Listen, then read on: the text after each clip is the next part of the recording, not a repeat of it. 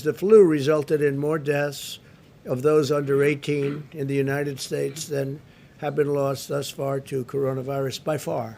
The flu. The flu does kill young people. Given these considerations, we believe many school districts can now reopen safely, provided they implement mitigation measures and health protocols to protect families, protect teachers, and protect students. All families should be empowered to make the decision that is right for their own circumstances. This is especially important if a child has underlying health conditions or lives with a parent or grandparent who is at a high risk. And one of the things we'd like to do is when we make payment to schools, because we spend a lot of money on schools, we'd like to make the payment directly to the student or to the child.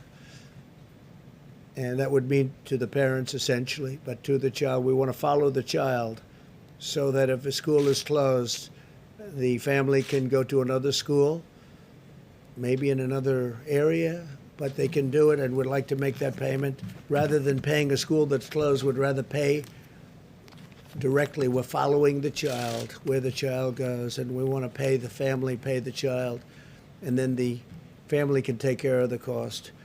And we're trying to get that approved too, but the Democrats don't like doing anything unless it means doing for the union, which controls Nancy and controls Chuck 100%. And I have nothing wrong with the union. I have great respect, very few people do I respect more than a great teacher. It's a tremendous talent. They're really underappreciated. These are phenomenal people with tremendous talent. The great ones are among the most important people we have in this country. And they'll be great they'll be great at charter schools, and they'll be great at, when we talk about school choice, which we'd like to see so that parents can take their children to the school of their choice. That's something we want. We think it's very important, especially in the minority communities. They want it so badly. African American, Hispanic American, Asian American, they want it so badly. But the two people I mentioned, Nancy and Chuck, they're totally controlled by the heads of the union. I think the teachers like us a lot. We're taking care of our teachers. We want to take care of our teachers. But we cannot indefinitely stop 50 million American children from going to school and harming their mental, physical, emotional, and academic development and inflicting long-term lasting damage.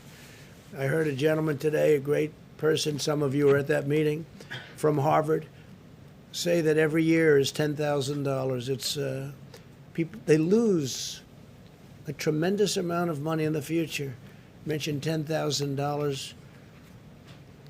And I think he was talking about on a yearly basis. They lose a lot by every year of education that they lost. Every year they gain $10,000. And when you have students sitting at home playing with a computer, it's not the same. That's one thing we've learned for sure. It's not the same, can never be the same as being in a classroom.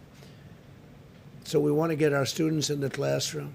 The American Academy of Pediatrics has released guidance, recommendation that schools reopen. They said reopen.